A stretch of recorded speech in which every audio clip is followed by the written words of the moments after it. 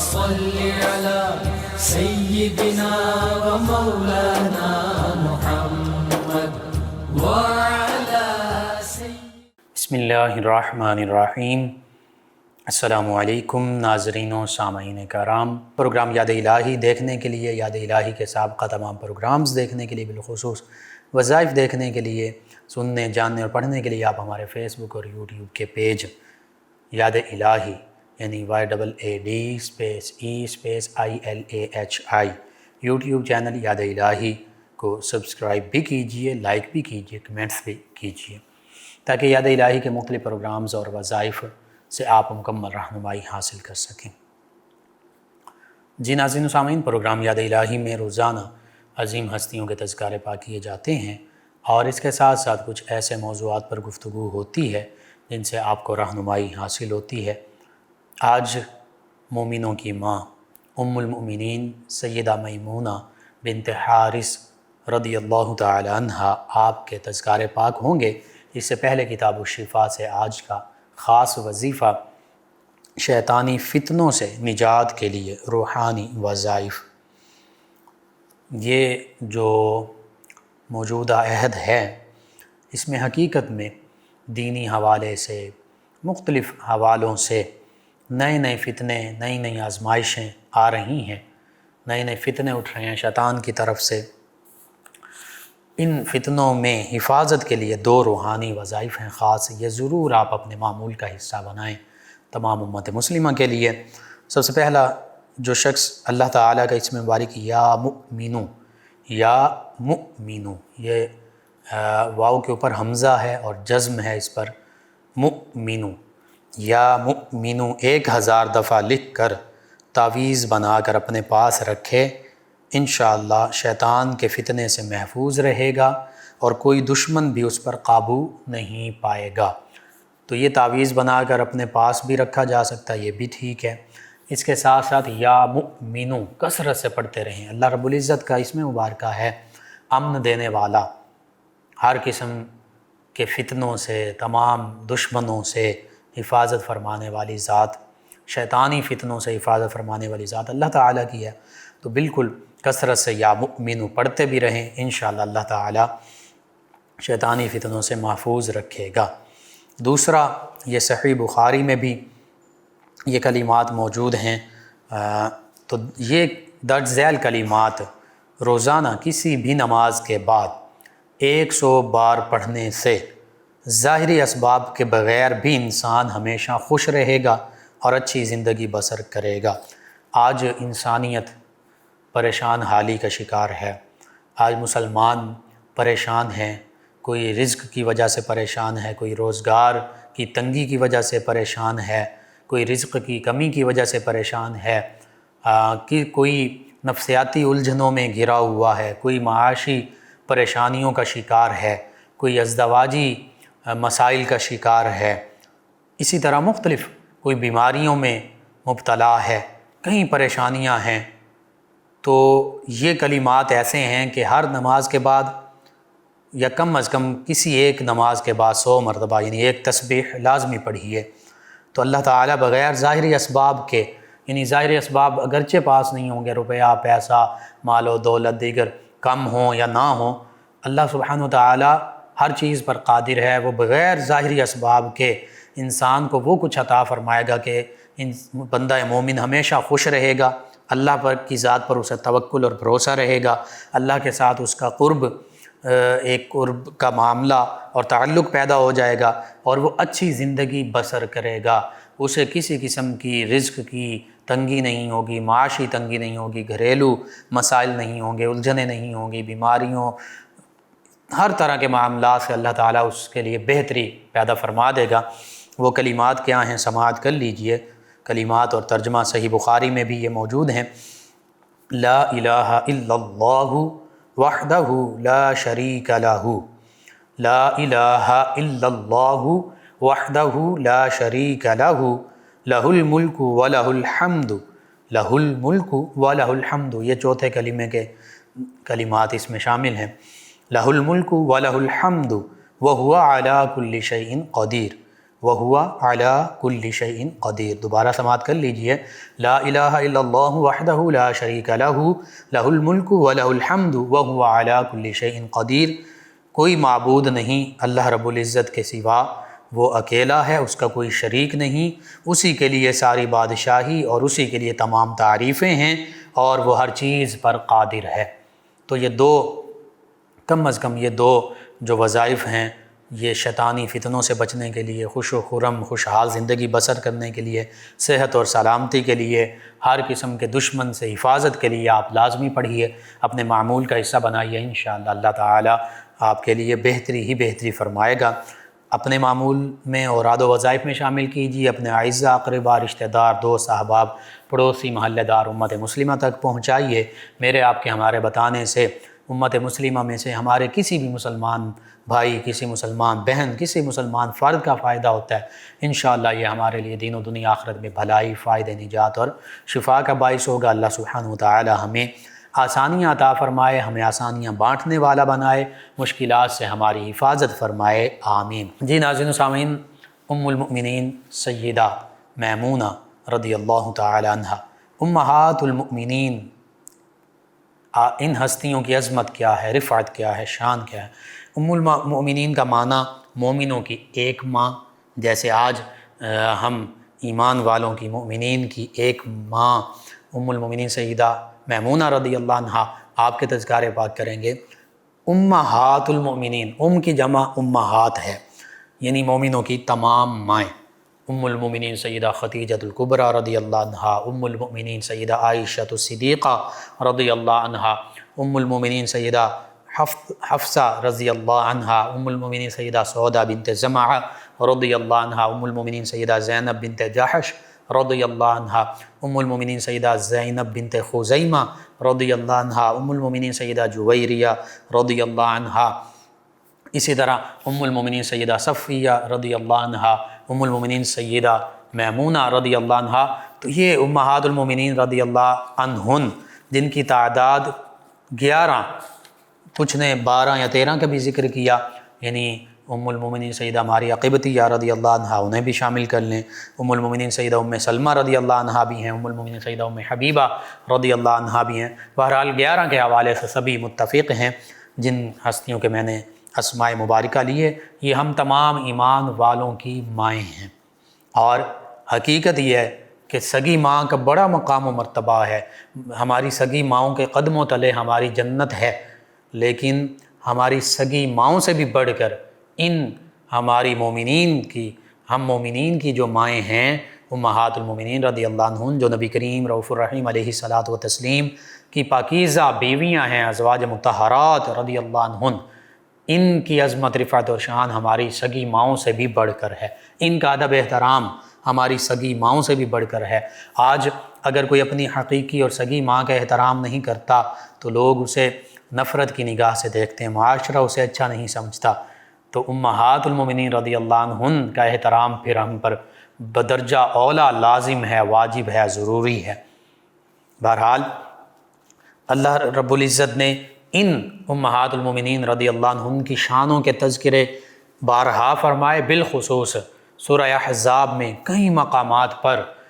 ان امہات المومنین رضی اللہ عنہن کی شانوں کا ذکر ہے۔ سورہ احزاب کے شروع میں ہی 6 آیت مبارکہ میں نبی کریم رؤوف الرحیم علیہ الصلاۃ والتسلیم کی عظمت، رفعت اور شان کا ذکر بھی ہے۔ 7 امہات المومنین نبی کریم صلی اللہ علیہ وآلہ وسلم کی جو ازواج ہیں پاکیزہ اور ہماری جو مائیں ہیں، ان کا ذکر پاک بھی موجود ہے۔ اللہ سبحانہ وتعالی فرماتا ہے سورہ احزاب 21ویں پارے میں آیت مبارکہ 6 میں، النبی اولیٰ بالمؤمنین من انفسہم، کہ یہ غیب کی خبریں دینے والے خاص نبی، غیب کی خاص خبریں دینے والے خاص نبی صلی اللہ علیہ وآلہ وسلم، یہ مومنوں کی جانوں سے بھی زیادہ، مومنوں کی جانوں کے مالک ہیں، مومنوں کی جانوں سے بھی زیادہ ان پر حق رکھتے ہیں، مومنوں کی جانوں سے بھی زیادہ ان کے قریب ہیں، اقرب ہیں، اولیٰ ہیں۔ وَأَزْوَاجُهُ أُمَّهَاتُهُمْ، اور ان یعنی نبی کریم صلی اللہ علیہ وآلہ وسلم کی تمام ازواج مطہرات رضی اللہ عنہن مومنین کی مائیں ہیں۔ تو پتہ چلا ہمارا تعلق سگے رشتے ناتوں سے بھی بڑھ کر نبی کریم صلی اللہ علیہ وآلہ وسلم کے ساتھ بھی ہے اور نبی کریم صلی اللہ علیہ وآلہ وسلم کی پاکیزہ بیویوں کے ساتھ بھی ہے۔ نبی کریم صلی اللہ علیہ وآلہ وسلم کے ساتھ ہمارا تعلق یہ ہے کہ آقا کریم صلی اللہ علیہ وآلہ وسلم ہماری جانوں سے بھی زیادہ ہمارے مالک ہیں، ہماری جانوں سے بھی زیادہ ہمارے جانوں کے قریب ہیں، اقرب ہیں، اولیٰ ہیں، اور نبی کریم صلی اللہ علیہ وآلہ وسلم کی پاکیزہ ازواج وہ ہم تمام مؤمنین کی مائیں ہیں، امہات المؤمنین ہیں۔ یہ ان کی عظمت، رفعت اور شان۔ اور اسی سورہ احزاب میں اللہ سبحانہ وتعالی نے سورہ احزاب کی آیت مبارکہ 22 میں پھر 33 میں دونوں آیات میں نبی کریم صلی اللہ علیہ وآلہ وسلم کی پاکیزہ بیویوں کی مزید عظمت، رفعت اور شان کا ذکر فرمایا یا نساء النبی لستن کاحد من النساء، اے نبی صلی اللہ علیہ وآلہ وسلم کی پاکیزہ بیویوں، تم کائنات کی کسی بھی خاتون کی مثل نہیں ہو، تم کسی بھی اور عورت کی طرح نہیں ہو، تمہارا مقام و مرتبہ ان سے اعلیٰ ہے، عرفہ ہے، برتر و بالا ہے، افضل و اعلیٰ ہیں یہ ہستیاں۔ اور پھر یہ 32 آیت مبارکہ میں فرمایا، سورہ احزاب کی آیت مبارکہ 22ویں پارے کے شروع میں، پہلے ہی رکوع میں 22ویں پارے کے، اور پھر اس سے اگلی آیت مبارکہ میں فرمایا انما یرید اللہ لیذھب عنکم رجس اہل البیت ویطہرکم تطہیرا۔ قرآن مجید فرقان حمید میں براہ راست اللہ تعالیٰ نے قرآن مجید میں جن ہستیوں کو نبی کریم صلی اللہ علیہ وآلہ وسلم کا اہل بیت فرمایا، وہ براہ راست نبی کریم صلی اللہ علیہ وآلہ وسلم کی ازواج مطہرات رضی اللہ عنہن ہیں۔ یعنی اہل بیت کا یہ جو لفظ ہے، اللہ تعالیٰ قرآن مجید فرقان حمید میں اس لفظ سے کن کو مخاطب فرما رہا ہے؟ مومنوں کی ماؤں کو مخاطب فرما رہا ہے، امہات المومنین نبی کریم صلی اللہ علیہ وآلہ وسلم کی پاکیزہ بیویوں کو مخاطب فرما رہا ہے۔ اللہ ان کی شان بیان کرتے ہوئے، ان کی عظمت، ان کی عصمت، ان کی طہارت، ان کی پاکیزگی بیان فرماتے ہوئے شاہ فرما رہا ہے کہ اے اہل بیت نبی صلی اللہ علیہ وآلہ وسلم، اے نبی صلی اللہ علیہ وآلہ وسلم کے گھر والوں، یعنی گھر والوں میں سب سے پہلے بیویاں ہی شامل ہوتی ہیں۔ اگر بیویوں کو گھر والوں میں سے نکال دیا جائے، آپ کسی بھی ایک عام گھر کی مثال لے لیجئے کہ اگر بیوی کو گھر والوں میں شامل نہ کیا جائے تو کیا پھر اولاد گھر والوں میں شامل ہوگی؟ بچے، بیٹے، بیٹیاں، نواسے، نواسیاں، جن سے وہ اس اولاد نے جنم لیا ہے، تو بالکل سب سے پہلے گھر والوں میں بیویاں ہی شامل ہوتی ہیں، والدین ہی شامل ہوتے ہیں، گھر کے دیگر بڑے بزرگ وہ شامل ہوتے ہیں۔ ان کو والدین اور بڑوں کو، آباء و اجداد کو اصول کہتے ہیں، اصل جو ہیں، اور ماں جو ہے اسی وجہ سے کہتے ہیں کا معنی بنیاد، کا معنی جڑ، کا معنی اصل۔ تو چونکہ اولاد ماں سے ہوتی ہے، اس لیے ماں کو کہتے ہیں جو اصل ہوتی ہیں، اولاد کی اصل بھی ماں ہیں، ماں ہوتی ہے۔ تو پتہ چلا کہ اللہ رب العزت فرما رہا ہے کہ اے نبی صلی اللہ علیہ وآلہ وسلم کے گھر والوں، گھر والیوں، پاکیزہ بیویوں، اللہ تو چاہتا ہی یہی ہے کہ تم سے ہر قسم کے گناہ کا میل بھی دور فرما دے اور تمہیں خوب طہارت سے نواز کر خوب پاک صاف فرما دے۔ اگرچہ یہ آیت مبارکہ اس میں تمام امہات المومنین رضی اللہ عنہ کی عظمت، رفعت، طہارت، پاکیزگی کا ذکر اللہ تعالیٰ نے فرمایا، اور براہ راست انہی ہستیوں کا اہل البیت فرمایا، اہل بیت ان کو فرمایا، لیکن قربان جائیں نبی کریم صلی اللہ علیہ وآلہ وسلم کی شان پر۔ اور حقیقت یہ ہے کہ جیسے میں نے عرض کر دیا، اہل بیت میں تمام ہستیاں شامل ہیں، لیکن قرآن مجید فرقان حمید نے خاص طور پر ان کا ذکر فرمایا، تو نبی رحمت صلی اللہ علیہ وآلہ وسلم نے سیدنا علی المرتضیٰ، سیدہ فاطمہ الزہرا، سیدنا امام حسن حسین رضی اللہ عنہما، ان کو بھی اپنی چادر مبارکہ میں لے کر فرمایا اللہم ہؤلاء اہل بیت، یا اللہ یہ بھی میرے اہل بیت ہیں، یہ ان سے بھی ہر قسم کے گناہ کا میل دور فرما دے۔ تو یوں پتہ چلا نبی کریم صلی اللہ علیہ وآلہ وسلم کے شہزادے، شہزادیاں، نواسے، نواسیاں میں بھی خاص اہل بیت میں شامل ہیں، جہاں خاص اہل بیت کا ذکر فرماتے ہوئے اللہ تعالیٰ نے امہات المومنین رضی اللہ عنہن کا تذکرہ فرمایا۔ بہرحال ہم ان تمام ہستیوں کا ادب بھی بجا لاتے ہیں، احترام بھی کرتے ہیں، ان تمام ہستیوں سے محبت بھی رکھتے ہیں، اور ان تمام ہستیوں کی محبت کو اپنے ایمان کا جزو تصور کرتے ہیں۔ یعنی ان ہستیوں سے محبت ہمارے ان کا ادب احترام ہمارے ایمان کا حصہ ہے، اس کے بغیر ہمارا ایمان کامل ہی نہیں ہوتا۔ اور یہ ایک حدیث مبارکہ بھی اس کا خلاصہ یوں ہے کہ نبی کریم صلی اللہ علیہ وآلہ وسلم نے جہاں یہ فرمایا کہ کوئی اس وقت تک کامل مومن نہیں ہو سکتا جب تک اپنے والدین، اپنی اولاد اور لوگوں سے بڑھ کر مجھ سے محبت نہ کرے، وہیں پر ایک فرمان مبارکہ یوں بھی ملتا ہے، اس کا معنی اور مفہوم یوں ہے کہ فرمایا کہ تم میں سے کوئی اس وقت تک مومن نہیں ہو سکتا جب تک وہ اپنی ذات سے بڑھ کر مجھ سے محبت نہ کرے، جب تک وہ اپنی اولاد سے بڑھ کر میری اولاد سے محبت نہ کرے، جب تک وہ اپنے اہل و عیال سے بڑھ کر میرے اہل و عیال سے محبت نہ کرے، یعنی اپنے بیوی بچوں سے بڑھ کر میرے بیوی بچوں سے محبت نہ کرے، اور فرمایا اپنے نفس سے بڑھ کر میرے نفس سے یعنی میری ذات سے محبت نہ کرے۔ 4 چیزوں کا ذکر فرمایا، اس وقت تک فرمایا وہ مومن نہیں ہو سکتا۔ تو پتہ چلا نبی کریم صلی اللہ علیہ وآلہ وسلم کی محبت بھی ایمان کامل کے لیے ضروری ہے۔ نبی کریم صلی اللہ علیہ وآلہ وسلم کی ازواج کی محبت، جو ہم مومنوں کی مائیں ہیں، اپنی ماؤں کی محبت، مومنین کی ماؤں کی محبت، یہ بھی ہمارے لیے ضروری ہے، ایمان کا حصہ ہے۔ نبی کریم صلی اللہ علیہ وآلہ وسلم کی اولاد اطہار کی محبت، شہزادے، شہزادیاں، نواسے، نواسیاں، وہ بھی ہمارے ایمان کا حصہ ہے۔ اور عین نبی کریم صلی اللہ علیہ وآلہ وسلم کی ذات ببرکات سے محبت، یہ بھی ہمارے ایمان کا حصہ ہے۔ ام المومنین سیدہ میمونہ رضی اللہ تعالی عنہ یہ وہ ہستی ہیں کہ آقا کریم صلی اللہ علیہ وآلہ وسلم نے سب سے آخر میں ان سے عقد فرمایا، ان کے بعد پھر کسی اور خاتون کے ساتھ عقد نبی کریم صلی اللہ علیہ وآلہ وسلم نے نہیں فرمایا۔ ان کا اصل نام برہ تھا، اور برہ کا لفظی معنی ہے نیکی،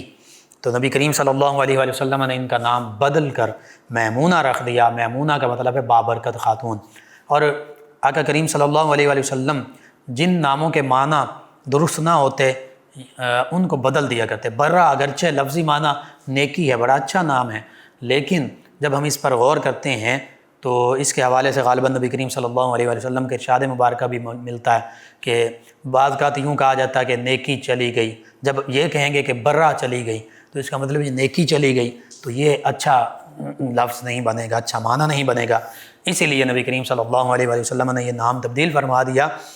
اور میمونہ بابرکت خاتون رکھا۔ اور آپ ام المومنین سیدہ زینب بنت خزیمہ رضی اللہ عنہا، ان کی ماں شریک، یعنی ماں کی طرف سے ان کی آپ بہن ہیں،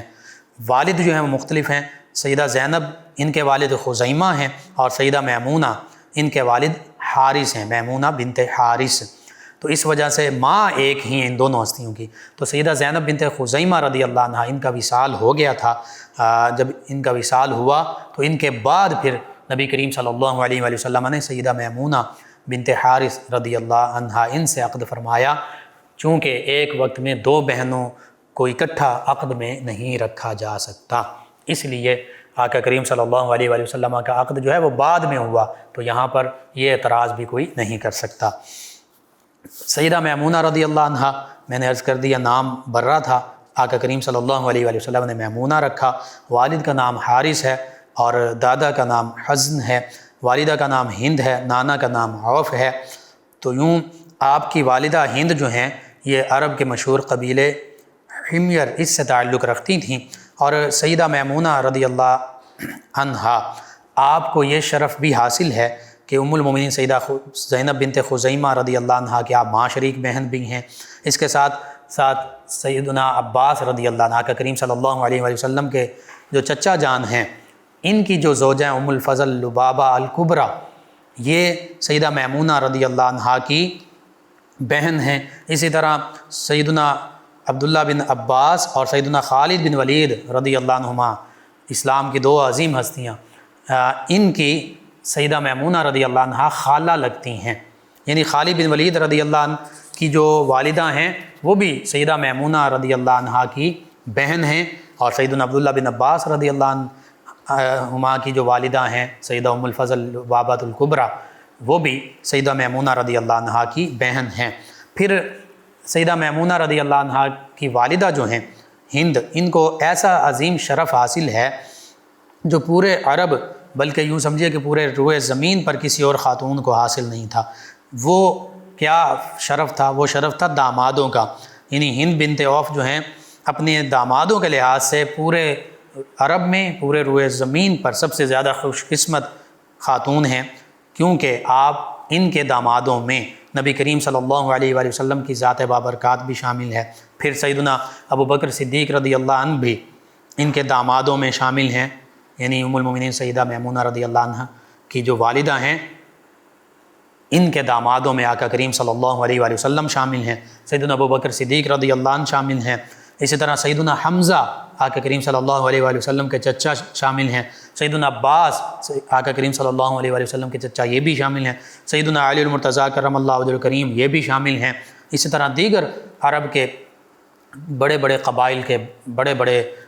جو سردار ہیں وہ بھی آپ کی صاحبزادیوں کے حوالے سے 8 صاحبزادیوں کا خاص طور پر ذکر ملتا ہے۔ تو یوں سیدہ میمونہ رضی اللہ عنہ، ان کا عقد نبی کریم صلی اللہ علیہ وآلہ وسلم کے ساتھ چونکہ سب سے آخر میں ہوا 6 ہجری میں، جب آقا کریم صلی اللہ علیہ وآلہ وسلم صحابہ کرام علیہم رضوان کے ہمراہ 1400 صحابہ کرام علیہم رضوان کے ساتھ مکہ المکرمہ کی جانب عمرہ کی نیت سے جا رہے ہیں، تو حدیبیہ کے مقام پر آپ کو روک لیا گیا اور کفار مکہ نے یہ کہا کہ آپ اس سال عمرہ کے لیے تشریف نہ لائیں، اگلے سال تشریف لائیں۔ سیدنا عثمان ذو النورین رضی اللہ عنہ بھی گئے اور ان کی شہادت کی افواہ پھیل گئی۔ آقا کریم صلی اللہ علیہ وآلہ وسلم نے صحابہ کرام علیہم رضوان سے موت پر بیعت لی، صحابہ کرام علیہم رضوان نے حدیبیہ کے مقام پر بیعت رضوان کی،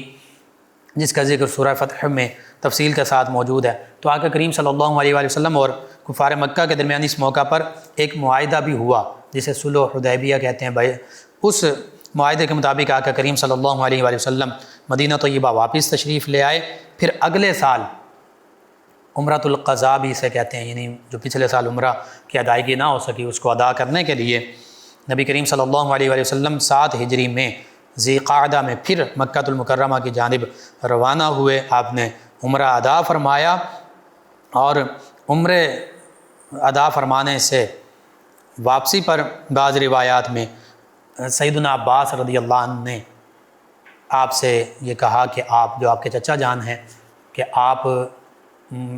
میمونہ رضی اللہ عنہ ان سے عقد فرما لیجئے۔ تو نبی کریم صلی اللہ علیہ وآلہ وسلم چونکہ یہ سیدنا عباس رضی اللہ عنہ کے ہاں موجود تھیں اور ان کی زوجہ ام الفضل لبابۃ الکبریٰ جو ہیں ان کی سگی بہن ہیں ام المومنین سیدہ میمونہ، تو اس لیے سیدنا عباس رضی اللہ عنہ ان کے زیر ذمہ داری تھیں، ان کے زیر کفالت تھیں۔ تو نبی کریم صلی اللہ علیہ وآلہ وسلم نے اس عقد کے پیغام کو قبول فرمایا اور مقام صرف، یہ مکہ المکرمہ سے مدینہ طیبہ کی جانب جاتے ہوئے ایک مقام ہے، یہاں پر آقا کریم صلی اللہ علیہ وآلہ وسلم نے ولیمہ بھی فرمایا اور پھر آقا کریم صلی اللہ علیہ وآلہ وسلم نے 400 دراہم جو ہیں حق مہر ان کا رکھا، ایک چاندی کے سکے اور بڑی ایک مقدار تھی، اور یوں آقا کریم صلی اللہ علیہ وآلہ وسلم کا ان کے ساتھ عقد ہوا۔ جب نبی کریم صلی اللہ علیہ وآلہ وسلم نے ان کے ساتھ عقد فرمایا تو چونکہ ان کا سلسلہ نسب کئی واسطوں کے ساتھ سیدنا عدنان جو نبی کریم صلی اللہ علیہ وآلہ وسلم کے آباء و اجداد میں سے ہیں، بنی اسماعیل میں سے ہیں، ان تک متصل ہوتا ہے، اور طائف کے کئی سردار، دیگر علاقوں کے کئی سردار، قریش کے کئی سردار وہ ان کے قریبی رشتہ داروں میں شامل تھے، جیسے سیدنا خالد بن ولید رضی اللہ عنہ ہیں، عمر بن عاص رضی اللہ عنہ ہیں، دیگر۔ تو ان کے اسلام لانے کی وجہ سے قریش مکہ، کفار مکہ اور طائف کے کئی لوگ جو ہیں انہوں نے اسلام قبول کیا کہ اب نبی کریم صلی اللہ علیہ وآلہ وسلم کا ان کے خاندان کے ساتھ یوں قریبی تعلق پیدا ہو گیا۔ تو نبی کریم صلی اللہ علیہ وآلہ وسلم کے ہر عقد میں کئی حکمتیں تھیں، کئی مصلحتیں تھیں، اور خاص طور پر ان عقود جو تھے ان کا ایک مقصد خاص یہ بھی ہوا کرتا تھا کہ جس قبیلے میں نبی کریم صلی اللہ علیہ وآلہ وسلم عقد فرماتے اس قبیلے کے اکثر لوگ جو ہیں وہ اسلام قبول کر لیتے۔ تو بس جب سیدہ میمونہ رضی اللہ عنہ ان کا نبی کریم صلی اللہ علیہ وآلہ وسلم کے ساتھ عقد ہوا تو اس کے بعد سیدنا خالد بن ولید رضی اللہ عنہ، چونکہ یہ ام المومنین سیدہ میمونہ رضی اللہ عنہ سیدنا خالد بن ولید رضی اللہ عنہ کی سگی خالہ ہیں، تو انہوں نے اسلام قبول کیا۔ سیدنا عمر بن عاص رضی اللہ تعالیٰ عنہ انہوں نے اسلام قبول کیا، اسی طرح اور دیگر کئی قریش کے لوگوں نے اور طائف کے لوگوں نے اسلام قبول کیا۔ بنو ثقیف کے قبیلے کے لوگوں کے ساتھ بھی کیونکہ ان کا قریبی تعلق تھا، غالباً سیدہ میمونہ رضی اللہ عنہ ان کے ایک بہنوئی جو ہیں وہ بنو ثقیف طائف کا جو قبیلہ ہے اس کے سردار تھے۔ تو اس طرح اس عقد کے ظاہری طور پر جو برکات حاصل ہوئیں ان میں یہ بھی شامل تھا کہ کثیر لوگوں نے آپ کی وجہ سے اسلام جو ہے یہ قبول کیا۔ ام المؤمنین سیدہ میمونہ رضی اللہ عنہ بہت زیادہ تقوی کی پیکر تھیں۔ سیدہ عائشہ صدیقہ جو مومنوں کی ماں ہیں، ام المؤمنین، آپ خود فرمایا کرتی تھیں کہ میمونہ رضی اللہ عنہ ہم میں بہت زیادہ تقوی کی پیکر اور اللہ سے ڈرنے والی اور اللہ کے راستے میں خرچ کرنے والی خاتون تھیں، حتیٰ کہ ام المؤمنین سیدہ میمونہ رضی اللہ عنہ بعض اوقات قرض لے کر بھی لوگوں میں تقسیم فرما دیا کرتی ہیں، جو مستحق ہوتے، جو ضرورت مند ہوتے، چاہے یتامہ ہوتے، مساکین ہوتے، بیوائیں ہوتیں، جن کا کوئی کمانے والا نہ ہوتا، ان کو بعض اوقات ام المؤمنین سیدہ میمونہ رضی اللہ عنہ قرض لے کر ان کے ساتھ تعاون فرمایا کرتی، ان کی مدد فرمایا کرتی۔ تو ایک موقع پر غالباً آپ کے جو بھتیجے ہیں حاتم بن اسم یا زید بن اسم، ان کا ذکر ملتا ہے، زید بن اسم رضی اللہ عنہ، انہوں نے عرض کیا کہ آپ قرض لے کر تو لوگوں کی مدد کرتی ہیں، تو وہ ہو سکتا ہے آپ قرض ادا نہ کر سکیں۔ تو فرمایا کہ میں نے تو نبی کریم صلی اللہ علیہ وآلہ وسلم سے یہ ارشاد سنا تھا کہ جو قرض لوٹانے کی نیت سے قرض لیتا ہے، اللہ تعالیٰ اس کے قرض لوٹانے کے اسباب پیدا فرما دیتا ہے۔ تو پتہ چلا کہ آپ یہ فرما رہی ہیں کہ میری نیت قرض لوٹانے کی ہے، تو اس لیے اللہ تعالیٰ وہ قرض لوٹانے کے اسباب پیدا فرما دے گا۔ اسی طرح ام المؤمنین سیدہ میمونہ رضی اللہ تعالی عنہا، آپ بہت زیادہ عبادت کیا کرتی تھیں، اللہ تعالیٰ کو یاد کیا کرتی تھیں، ہمیشہ اللہ کی یاد میں مشغول رہا کرتی تھیں، اور پھر نبی کریم صلی اللہ علیہ وآلہ وسلم سے آپ نے کئی فرامین مبارکہ سنے، بالخصوص خواتین کے حوالے سے، جو مختلف خواتین کے شرعی مسائل ہیں، ان میں سے اکثر مسائل جو ہیں وہ آپ ہی نے نبی کریم صلی اللہ علیہ وآلہ وسلم سے سماعت کیے، پوچھے بعض اوقات، اور پھر آگے امت مسلمہ تک پہنچائے۔ اس حوالے سے بھی آپ کی خدمات جو ہیں وہ امت مسلمہ کے لیے، بالخصوص خواتین اسلام کے لیے بڑی قابل قدر ہیں، اور بالخصوص 43 یا 46 احادیث مبارکہ آپ سے مختلف کتب احادیث مبارکہ میں مروی ہیں، موجود ہیں، جن میں سے صحیح بخاری، صحیح مسلم وغیرہ میں بھی موجود ہیں۔ یہ بھی آپ کی ایک خاص خدمت ہے۔ بہرحال آپ نبی کریم صلی اللہ علیہ وآلہ وسلم کے وصال مبارکہ کے بعد بھی حیات رہیں، اور 51 ہجری میں آپ کا وصال ہوا۔ اب وصال سے پہلے چونکہ آپ مکہ المکرمہ میں موجود تھیں، اور آپ کے بھتیجے جو ہیں زید بن اسم رضی اللہ عنہ، یہ بھی آپ کے پاس موجود تھے، یزید بن اسم بھی لکھا گیا، تو یزید بن اسم رضی اللہ عنہ یہ آپ کے ساتھ موجود تھے۔ تو آپ نے ان سے فرمایا، جب آپ علالت طبعی یعنی بیماری میں مبتلا ہوئیں، بیمار ہوئیں، تو آپ نے فرمایا کہ اے بھتیجے، تم مجھے مکہ المکرمہ سے باہر لے چلو، کیونکہ میں نے نبی کریم صلی اللہ علیہ وآلہ وسلم سے سنا تھا کہ میرا وصال جو ہے وہ مکہ المکرمہ میں نہیں ہوگا، تو اس لیے ان کو ان کے بھتیجے جو ہیں وہ مکہ المکرمہ سے باہر لے کر گئے، اور مقام صرف جہاں پر نبی کریم صلی اللہ علیہ وآلہ وسلم کے ساتھ ان کا عقد ہوا تھا، بالخصوص ولیمہ کی جو تقریب جو ہے وہ منعقد ہوئی تھی، وہاں پر انہی کا وصال ہوا، اور پھر مقام صرف میں ہی ام المؤمنین سیدہ میمونہ رضی اللہ تعالی عنہا آپ کی تدفین ہوئی۔ یہ ام المؤمنین سیدہ خدیجہ الکبریٰ رضی اللہ عنہا، آپ کا جو وصال ہے وہ مکہ المکرمہ میں ہوا، تو مکہ المکرمہ میں ام المؤمنین سیدہ خدیجہ الکبریٰ رضی اللہ عنہا ان کی تدفین ہوئی، اور دوسری امہات المؤمنین میں سے یہ دوسری ہستی ہیں کہ جن کا وصال مکہ المکرمہ کے قریب ہوا اور مقام صرف میں ان کی تدفین ہوئی۔ یوں باقی جو امہات المؤمنین رضی اللہ عنہن ہیں، ان کی تدفین جنت البقیع میں مدینہ طیبہ میں ہوئی۔ تو امہات المؤمنین رضی اللہ عنہن حقیقت میں ہم مومنوں کی مائیں ہونے کے ناطے بڑا مقام و مرتبہ ہے ان کا۔ قرآن مجید، فرقان حمید، احادیث مبارکہ میں ان کی عظمت، رفعت اور شان کے تذکرے موجود ہیں۔ آج ضرورت اس امر کی ہے کہ تمام امت مسلمہ ان کا ادب احترام بھی بجا لائے، اور جیسے ماں سے محبت کی جاتی ہے ان سے بڑھ کر ان سے محبت کی جائے، اور ان کا مقام و مرتبہ یہ حقیقت ہے، کائنات کی تمام خواتین سے بڑھ کر ہے۔ قرآن مجید فرقان حمید نے فرما دیا، تو ہماری سگی ماؤں سے بھی بڑھ کر ہے۔ ادب و احترام کے ساتھ ساتھ خواتین اسلام کے لیے بالخصوص ان کی حیات مبارکہ مشعل راہ ہے کہ کیسے نبی کریم صلی اللہ علیہ وآلہ وسلم کے ساتھ جیسے بھی معاملات ہوئے، مشکلات آئیں، پریشانیاں آئیں، ہر معاملے میں آقا کریم صلی اللہ علیہ وآلہ وسلم کا انہوں نے ساتھ دیا، اور نبی کریم صلی اللہ علیہ وآلہ وسلم نے ان کے ساتھ محبت کا اظہار فرمایا۔ تو بس خواتین اسلام کو بھی یہی چاہیے کہ وہ امہات المومنین رضی اللہ عنہن ہماری جو مائیں ہیں انہی کے نقش قدم پر چلیں، ان کی سیرت کو پڑھیں، سمجھیں اور اس پر عمل پیرا ہونے کی کوشش کریں۔ اللہم صلی علی سیدنا و مولانا محمد وعلی آپ سماعت فرما رہے ہیں پروگرام یاد الہی۔ ناظرین سامعین، اس دوران ہمیں جوائن کیا ہمارے لسنر ہیں عثمان ظفر صاحب، کہتے ہیں انکل جی 25 سال پرانے لقوہ کا علاج بتا دیں۔ جی فالج اور لقوہ کا میں علاج عرض کر دیتا ہوں۔ اشراق کی نماز پڑھیں 2 یا 4 رکعت نوافل، اس کے بعد سورہ والشمس وضحاہا والقمر اذا تلاہا 21 مرتبہ پڑھ کر لقوہ، فالج اور رعشہ کے مریض پر دم کریں، انشاءاللہ شفا نصیب ہوگی۔ دوسرا یہ بھی ہو سکتا ہے اللہ تعالیٰ کی اسم مبارک یا اللہ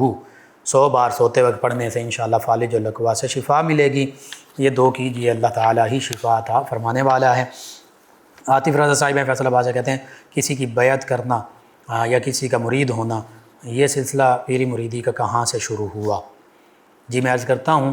بیعت کا ذکر قرآن پاک میں بھی ہے، ان الذین یبایعونک انما یبایعون اللہ ید اللہ فوق ایدیہم۔ ہاتھ کسی کامل جو کامل پیر ہیں ان کے ہاتھ پر بیعت کرنا، اس میں علماء فقہاء نے مختلف شرائط رکھی ہیں۔ صحیح العقیدہ مسلمان ہو، عالم ہو، یا کم از کم اتنا علم رکھتا ہو کہ دیکھ کر شرعی مسائل بیان کر سکے۔ اسی طرح اس کا سلسلہ طریقت جو ہے وہ نبی کریم صلی اللہ علیہ وآلہ وسلم تک متصل ہو، خود بخود پیری کا دعویٰ نہ کرنے والا ہو، اور باشرع ہو، شریعت پر مکمل عمل کرنے والا ہو۔ ان 4 میں سے بھی اگر کوئی ایک شرط بھی موجود نہیں تو وہ پیر نہیں ہو سکتا، یعنی جو غیر شرع ہے وہ بھی پیر نہیں ہے۔ جس کا سلسلہ طریقت نبی کریم صلی اللہ علیہ وآلہ وسلم تک متصل نہیں ہے، خود بخود پیر بن بیٹھا، وہ بھی پیر نہیں ہے۔ جو عالم نہیں ہے یا کم از کم اتنا علم نہیں رکھتا کہ اپنے مریدین کو شریعت کے مسائل دیکھ کر ہی بتا سکے، وہ بھی پیر نہیں ہے۔ اسی طرح جو صحیح العقیدہ مسلمان نہیں، جس کا اپنا عقیدہ درست نہیں ہے، وہ بھی پیر نہیں ہے۔ تو یہ 4 چیزیں کم از کم لازمی ہیں، اگر ان میں سے کوئی ایک چیز بھی مفقود ہے تو وہ پیر نہیں۔ اور یہ نبی رحمت صلی اللہ علیہ وآلہ وسلم سے بیعت کا سلسلہ ہے۔ صحابہ کرام علیہم رضوان نے اسلام پر بھی بیعت کی، جہاد پر بھی بیعت کی، اپنی جان قربان کرنے پر بھی بیعت کی۔ بیعت رضوان جو ہے وہ جہاد کے حوالے سے تھی، اپنی جان قربان کرنے کے حوالے سے، اور جو عام بیعت تھی وہ صحابہ کرام علیہم رضوان وہ اسلام لانے کی بیعت کرتے تھے، گناہوں سے بچنے کی بیعت کرتے تھے، نیکی پر عمل پیرا ہونے کی بیعت کرتے تھے، بتوں کی پوجا سے دور رہنے کی بیعت ہوتی تھی، یہی بیعت تھی۔ اور آج بھی بیعت کا اصل مقصد یہی ہوتا ہے کہ میں اللہ کی عبادت کروں گا، گناہوں سے بچنے کی کوشش کروں گا، اللہ کے حبیب صلی اللہ علیہ وآلہ وسلم کی شریعت کی پیروی کروں گا۔ اگر تو ایسی بیعت ہے اور ایسے پیر ہیں جن میں 4 یہ شرائط پائی جاتی ہیں تو پھر بیعت ہو سکتے ہیں۔ اگر کوئی ایک شرط بھی مفقود ہے تو پھر بیعت نہیں ہو سکتے۔ ان کے علاوہ ایک اور لسنر ہیں، کہتے ہیں بھائی آپ کا کیا حال ہے، اور سلام کہا۔ جی وعلیکم السلام، الحمدللہ۔ کہتے ہیں کہ آپ کا کوئی مدرسہ بھی ہے؟ جی مدارس ہیں، آپ اس حوالے سے بالکل رابطہ کر سکتے ہیں۔ دوسرا ان کے علاوہ پوچھا ایک اور لسنر، یہ کہتے ہیں السلام علیکم بھائی، آپ نے جو کلمات بتائے ہیں دوبارہ بتا دیجئے۔ جی لا الہ الا اللہ وحدہ لا شریک لہ لہ الملک ولہ الحمد وہو علی کل شیء قدیر۔ جڑا والا سے ایک لسنر ہیں، کہتے ہیں کہ گھر میں لڑائی رہتی ہے، منگنی ہوئی ہے، لیکن رشتہ میں رکاوٹ ہے، تو اس حوالے سے کوئی وظیفہ۔ جی سورہ اخلاص بھی پڑھی جائے 90 دن تک 41 مرتبہ روزانہ، اور سورہ آل عمران کی آیت مبارکہ 9 پڑھی جائے، اس کے ساتھ ساتھ یا مسبب الاسباب پڑھیں۔ ایک اور لسنر ہے ظفر صاحب، کہتے ہیں گلا خراب ہے، اس کے لیے وظیفہ۔ جی میڈیسن بھی لازمی لیں، اور اس کے ساتھ ساتھ گلے کی خرابی کے لیے یا سلام اس کو کثرت سے پڑھیں۔ محمد بوٹا صاحب انہوں نے اپنی خصوصی دعاؤں سے نوازا اور سلام کہا جی وعلیکم السلام۔ اللہ تعالیٰ میرے آپ کے ہم سب کے امت مسلمہ کے حق میں یہ دعائیں قبول فرمائے، آمین۔ ناظرین و سامعین، پروگرام یاد الہی کا وقت ختم ہو جاتا ہے، انشاءاللہ کل صبح دوبارہ آپ سے ملاقات ہوگی پروگرام یاد الہی میں۔ اپنے میزبان محمد لقمان رضا اور ہماری ٹیم کو اجازت دیجیے، اللہ نگہبان۔ اللهم صل على سيدنا ومولانا